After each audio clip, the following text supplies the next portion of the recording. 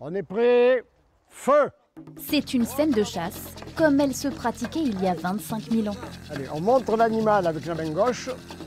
Cette arme, c'est un propulseur, du nom de ce manche en bois que l'on fixe à la flèche avant de tirer. On n'avait pas inventé l'arc encore, mais pour éviter de se prendre une patte d'ours dans la figure, on a essayé de tirer de plus loin et on a inventé le propulseur, c'est-à-dire qu'on a allongé sa main et plus la main était longue, plus l'arc de cercle était grand et plus on allait loin.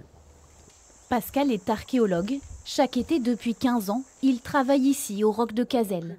Il y enseigne tout ce qu'il sait sur les hommes préhistoriques, comme ici avec la chasse. Justement, comment s'en sortent ces aspirants chasseurs? Pas fameux. On va pas manger beaucoup ce soir. Heureusement, Théo, 8 ans, est là pour assurer le dîner. Bien, tu l'as eu, bravo. C'est très important de savoir qu'avant, il n'y avait pas de supermarché, pas d'argent, que c'était du troc et qu'on pouvait se débrouiller avec ce qu'on avait. Et si on ne se débrouillait pas, on n'avait rien. Enfant du Périgord, Pascal se passionne dès l'enfance pour la préhistoire et notamment l'art pariétal. Ce qui m'intéressait, c'était pourquoi l'art. Non pas que c'était beau ou que c'était pas beau, pourquoi l'art.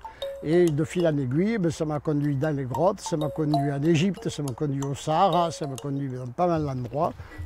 À 77 ans, le temps est venu pour lui de transmettre. Je suis le Cro-Magnon de service. Ici, nous sommes chez Cro-Magnon et tout ce dont on a besoin, il faut le fabriquer. Avec cette branche, par exemple, les enfants vont confectionner un pinceau. Les peintures sont aussi issues de la nature, un enseignement essentiel pour Pascal.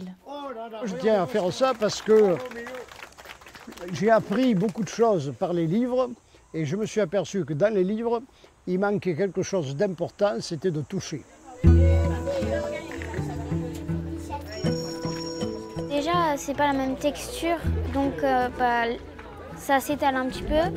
Et aussi, c'est un peu plus liquide que la peinture habituelle. Ces moments d'échange avec les enfants, Pascal les prolongera tant qu'il le pourra pour leur transmettre sa passion de la préhistoire. Et le temps d'un instant, voilà ces enfants plongés dans des temps anciens, marchant sur les traces de leurs ancêtres. Oompa, oompa!